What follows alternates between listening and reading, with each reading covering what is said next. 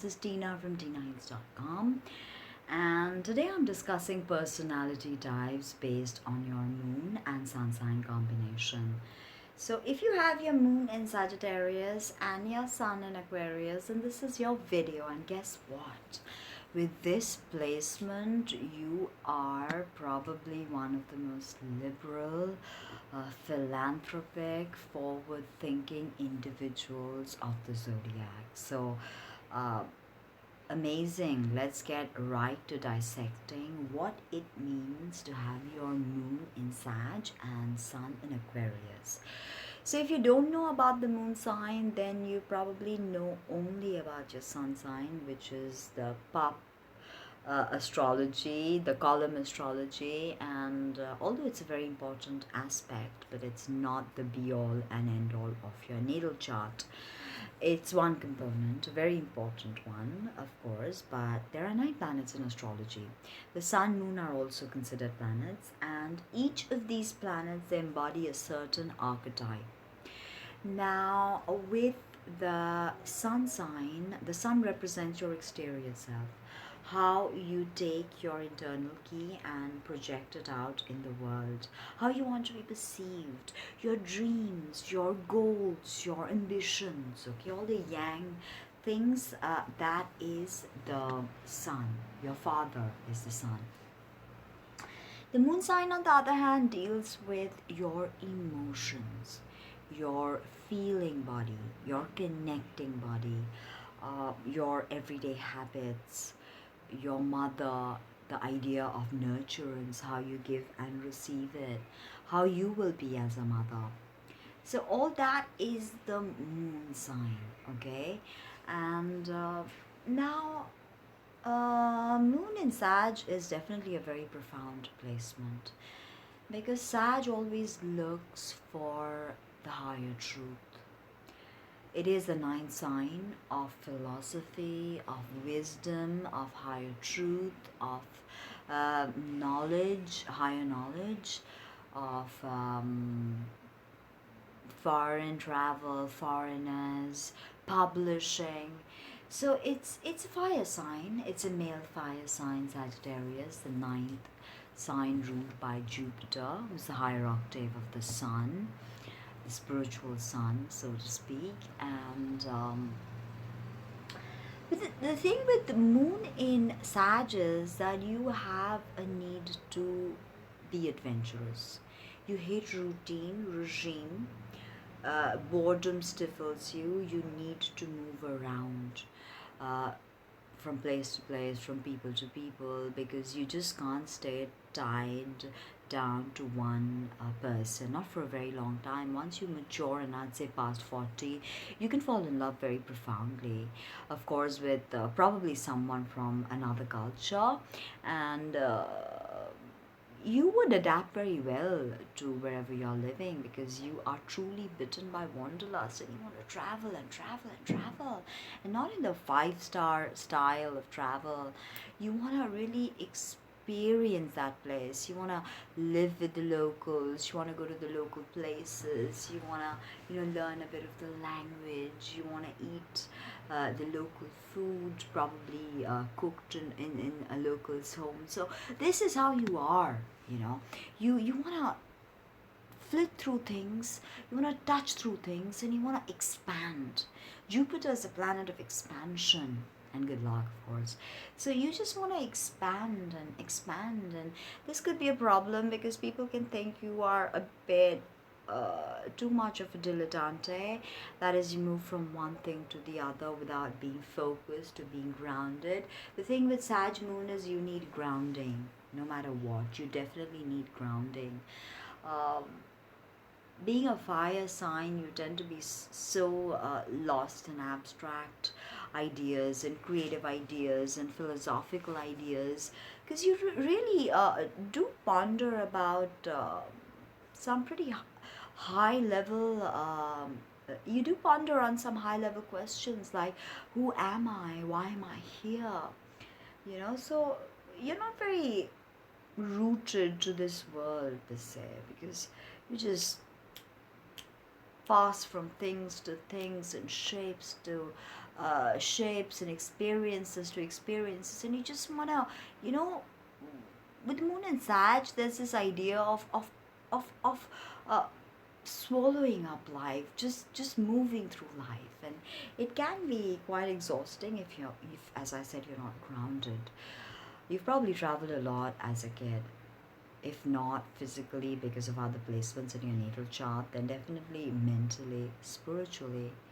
You like higher studies, you may even be educated, university level. If not, you are a student of life, and you'll always be a student of cosmic mysteries, because that's just something that one can't take away from your ruler, who is known as Brihaspati in Vedic astrology, the guru of the gods. So you are a teacher. With the moon in Sag, you're always going to be the philosopher, be the teacher, teach, be a professor, publish. Especially if you figured out a life skill, or an ideology. Not so much life skill, that's more, Gemini kind of education. You are Sag, so you're higher education. So if you figured out a philosophy, then you can do very well teaching it to the world, because that's what you are published. Write a book about it, do workshops, you do good with that. I say that more so with your sun and Sag, because this energy is amplified. So your moon is, by the way, in a yang sign, right? The moon can be the moon's very uncomfortable in Sag, actually. Is very, very uncomfortable in Sag, and the energies cannot be expressed. So here you've got that issue. You've got to really work with your emotions. Sagittarius people, they can be quite nuts. One moment they're high, and they're high because of this mutable energy they have.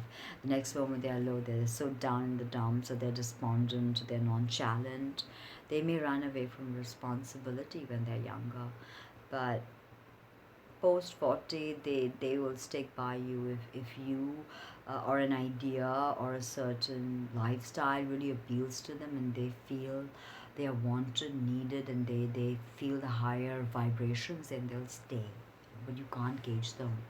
They cannot be gauged. You have to let them go and have their experiences if they need to. Aquarius is the 11th sign of the zodiac. 11, a twin flame number, the master number 11. I love it. And with Aquarius, okay, Aquarius is ruled by Saturn and by Uranus. So Saturn in traditional astrology till Uranus was discovered. Now Uranus is the higher octave of Mercury, and Aquarius is the last air sign, Yang, and is very intellectual. Everything happens in their intellect. Okay, everything goes on in their mind, and they are very analytical. They are the inventors. It's the archetype of the inventor, the innovator, the wild one, the misfit, the wacky one. And Sagittarius is completely wacky. They can be so abrupt, so nonchalant about how they see things, that they can really hurt people. And Aquarius can be very cold. They have the Saturnian vibe. They're very cold, detached. So sometimes it can be hard if you are in a relationship with someone who has these placements, then they can come across as cold, but they are not. They want adventure, and Aquarius wants to relate, because it's, after all, the 11th sign of community. So bringing innovation and really putting it out there for the community to use and prosper is what Aquarius truly wants.